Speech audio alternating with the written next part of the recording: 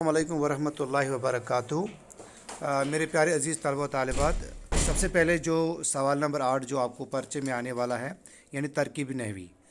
तो तरकीब नहवी को कैसे हल किया जाए?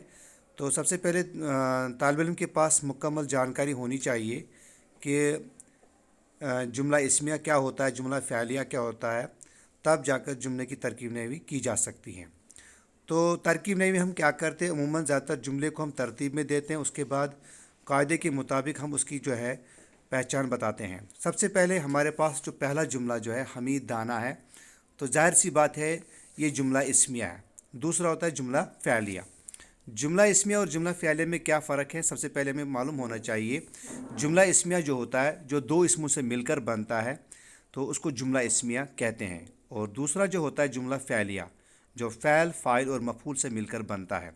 तो ज़ाहिर सी बात है जुमला फ़अलिया में फ़ैल के बारे में कहा जाता है, यानी वहाँ फ़ाइल भी होता है, मफ़ऊल भी होता है और फ़ैल भी। तो चलिए सबसे पहले हमारे लिए पहला जुमला जो है वो हमीद दाना है। तो ज़ाहिर सी बात है इसमें किसी काम का होना ज़ाहिर नहीं होता है। तो जिसमें किसी काम का ज़ाहिर ना हो उसको हम फ़ैल नाक़िस कहते हैं। और जिसमें किसी काम का ज़ाहिर होता है, मुकम्मल काम करने वाला हो या जिस पर काम किया गया हो, उसको हम फ़ैल ताम कहते हैं।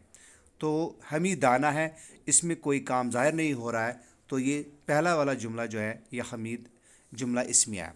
तो जुमला इस्मिया में हमारे लिए सबसे पहला लफ्ज़ फ़ैल नाक़िस कौन सा वाला है? वो है सबसे पहले हैं।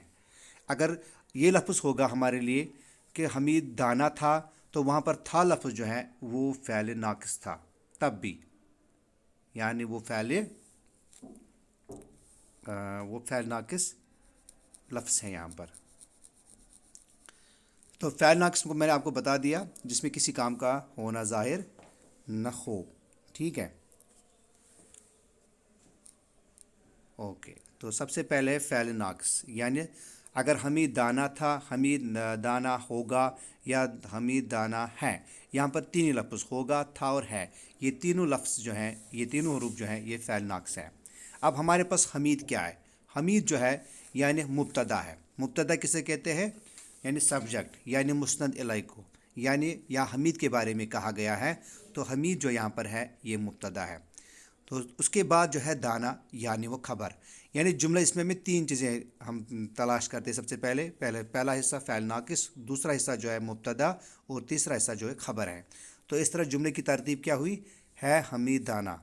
तो है जो है फ़ैल नाक़िस है, हमीद जो है ये मुब्तदा है और दाना जो है ये खबर है। तो इस तरह जुमले की तरतीब हो गई मुकम्मल और हम कह सकते हैं ये जुमला इस्मिया है।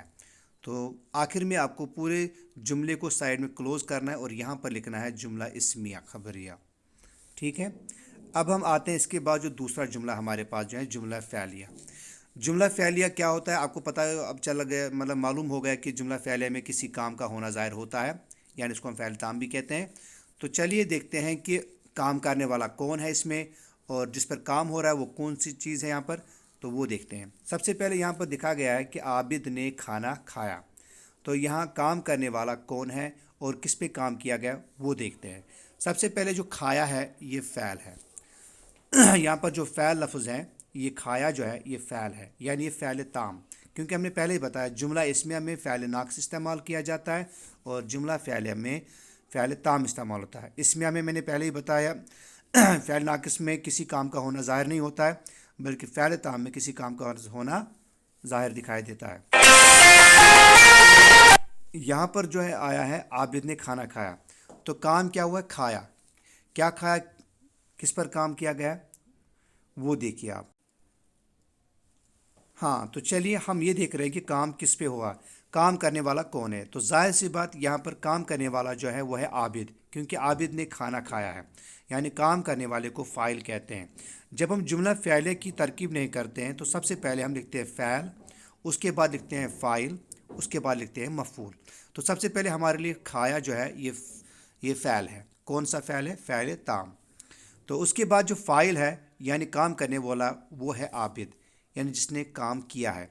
और मफ़ऊल क्या होता है? जिस पर काम किया गया है। काम किस पर हुआ है? मफ़ऊल, यानी खाने पर।